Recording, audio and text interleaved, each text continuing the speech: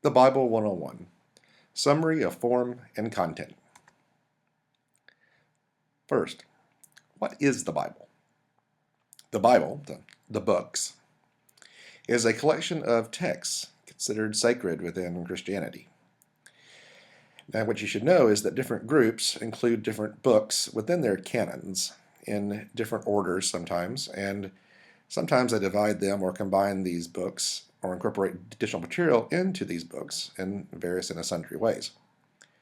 Christian Bibles, therefore, range from the 66 books of the Protestant canon to 81 books of the Ethiopian Orthodox Church canon.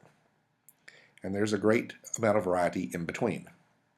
So when you say the Bible, know that you could be talking about some fairly different things. Today I want to give you an overview of the Bible as we have it and talk about some of those variations.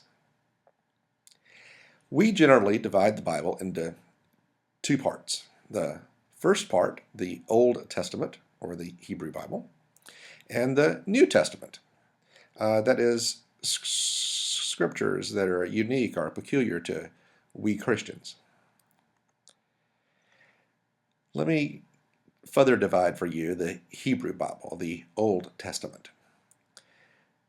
There's a threefold division of the Hebrew Bible: the Torah, the law or the teachings, the Nevi'im, the prophets, and the Ketuvim, the wisdom literature or the writings. First, a few words about the Torah. The Torah is also known as the Law, the 5 books of Moses, or the Pentateuch, that meaning 5 scroll cases. The Hebrew names of the books are derived from the first words in the respective texts, but I'll be teaching you the English words. The Torah is comprised of the following 5 books: Genesis, Exodus, Leviticus, Numbers, and Deuteronomy. Nevi'im, the prophets, is the second main division of the Hebrew Bible.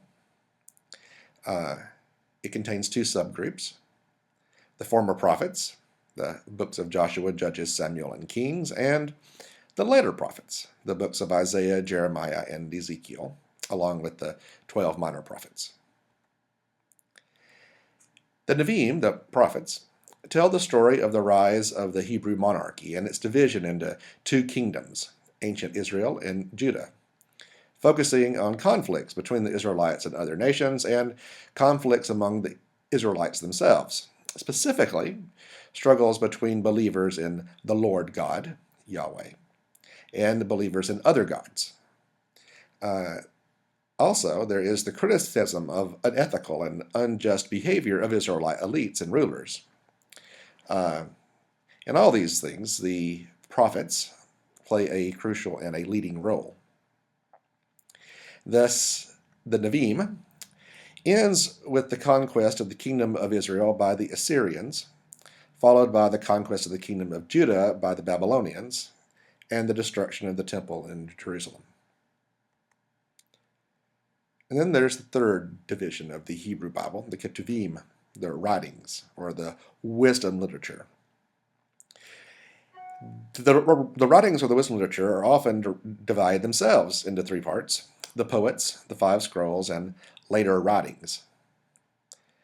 The Psalms, Proverbs, and Jobs are often presented in a special 2-column form that emphasizes their poetic form, the parallel stitches in the verses, if you will.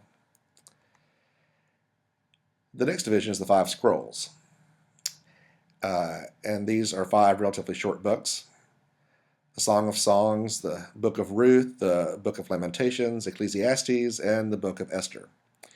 These are collectively known as the Hamesh Megillot, or the 5 Scrolls. These are the latest books collected and designated as authoritative in the Jewish canon. Then we have a category known as Other, the later writings.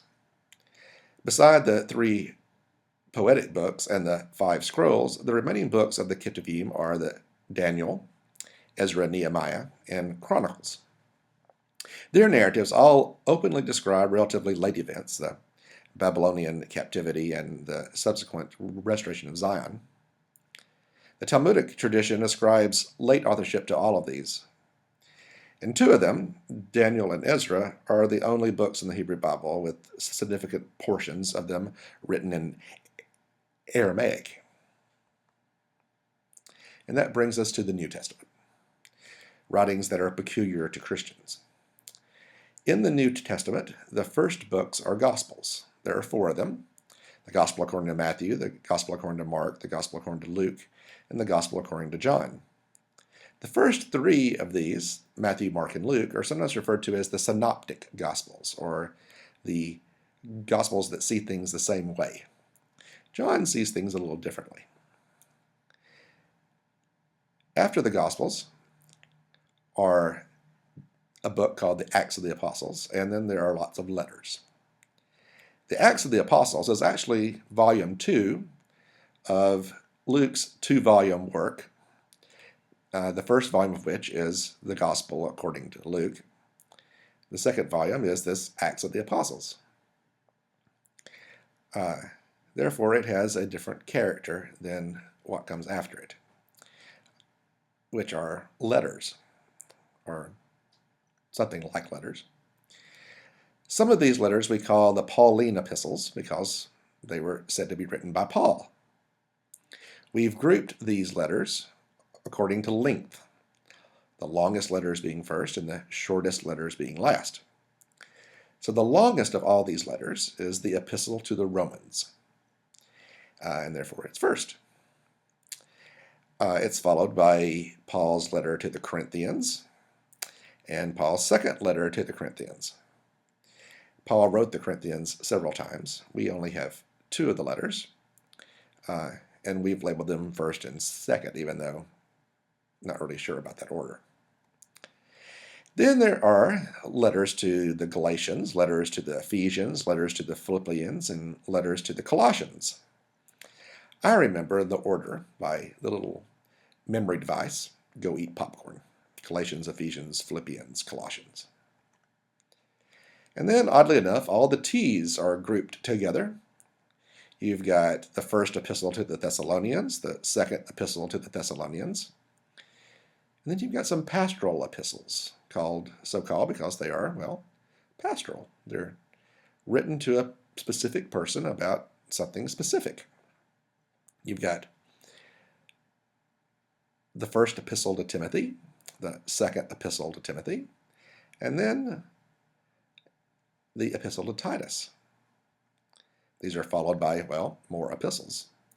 The epistle to Philemon, and the epistle to the Hebrews, which really isn't much of an epistle at all, but nonetheless, we'll leave it at that for right now. And then you have the Catholic epistles, or the general epistles, that is, letters written to everybody. So it's not so much who they're to as it is who they're from.